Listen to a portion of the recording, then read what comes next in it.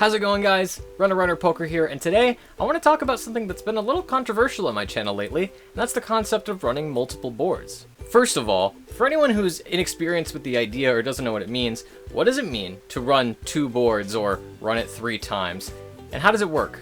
Let's start out with an example. Let's say there's 2 players heads up, and they are all in on the flop, and they agree to run it twice. The first turn and the first river are dealt as normal, and then afterwards, a new turn and a new river are dealt right after. That creates an entirely new board. Showdown then commences, and each player will make the best 5-card hand that they can make on each independent board without crossing boards. Half of the pot will be awarded to each player who has the best hand on each of the independent boards. In this specific example, on the first run out, player 1 has a straight and player 2 has 3 of a kind. Half of the pot will be awarded to player 1. On the second run out, player 1 does have a straight, but now player 2 has a full house, and the other half of the pot will be awarded to player 2. Notice that player 1 does not have a straight flush, as they cannot cross between the runouts. If instead the players had agreed to 3 runouts, then 3 boards would have been created, and a third of the pot would have gone to each winning hand. So now that we fully understand what it is we're talking about, it's time for me to answer the question you've all been waiting for. It's why you're here. Should you or should you not be running multiple boards? And the answer is, drumroll please, it doesn't matter. That's right, from a purely mathematical standpoint, it does not make a difference whether you run 1, 2, or however many boards. It's all the same in the long run. Now, note, there's a few key words there that we're going to talk about, most notably being long run. Let's take a look at the most common misconception about running it twice that can be solved with the idea of long run equity. Let's say that I'm all in pre-flop with pocket aces against pocket kings. A dream, I know. And I've got a roughly 82% chance to win and an 18% chance to lose. If I give my opponent 2 boards, doesn't that give them twice the odds to hit a king and I'm losing my edge? Well, hold on a minute. Let's take one more step back and let's look at what it actually means to have an 82% chance to win in the context of the long run. It's reasonable to conclude that if you have an 82% chance to win, and you find yourself in this position enough over enough repeated occurrences, that you'll win 82% of all the money in all the pots from these hands. It seems paradoxical, though, that a win will result you in 100% of the pot, which runs you 18% over the EV of only expecting to win 82% of the pot. So, what gives? This kind of goes back to the idea of the long run. No matter how many times you run the board, all that's really doing is just pushing you closer to that true expected value. Don't believe me? Let's give it a test. Say again we're heads up and we're all in with aces versus kings. Another dream, I know. For this specific example, we're not going to burn any cards when we go to deal out the runouts, just so we can preserve as many cards in the deck as possible, and you'll see why in a minute. Let's say we run 1 board, and we win. Good for us. We've won 100% of the pot, and we're running 18% over the EV of 82%. Let's say now instead, we run a second board. Oh no! We lost that board. Now we're only winning half the pot, so we're winning 50% of the pot, so we're running 32% below EV. How about we run 2 more boards? How about 2 more after that?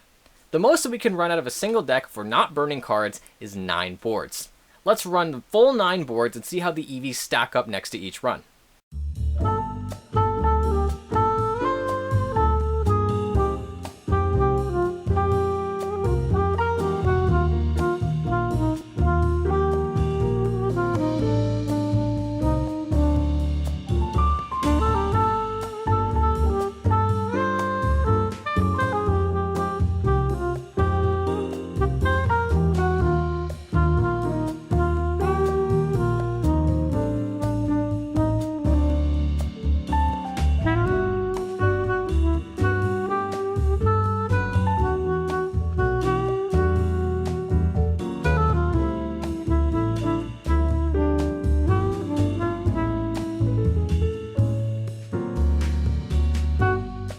As you can see, the more times you run it, the more you kind of zone in and bounce around that 82% EV.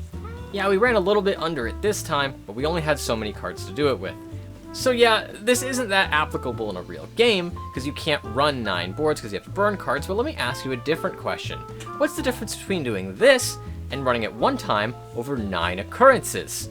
Well, I can tell you because I did it, and here's what the results were.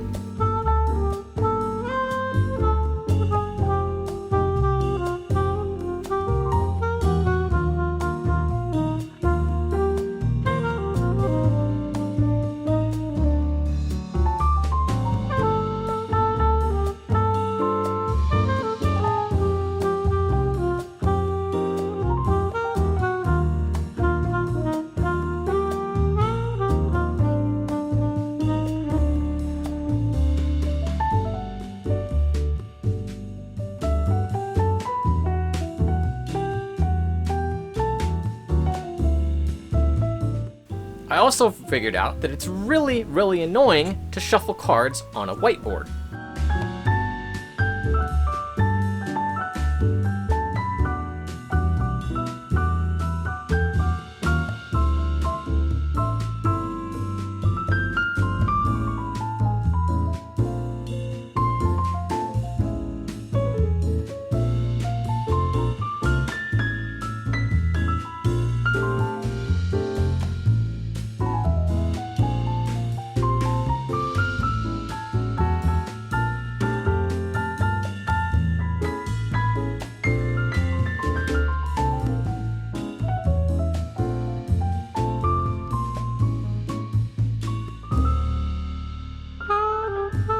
I tally the results for each hand, making sure that those aces and kings specifically don't get reshuffled into the deck each time, and you can see that this result actually managed to match our exact result from the other test. Of course, I'm not saying it's going to match every time, however, I think this is a good demonstration to show that you get pretty close to the same idea.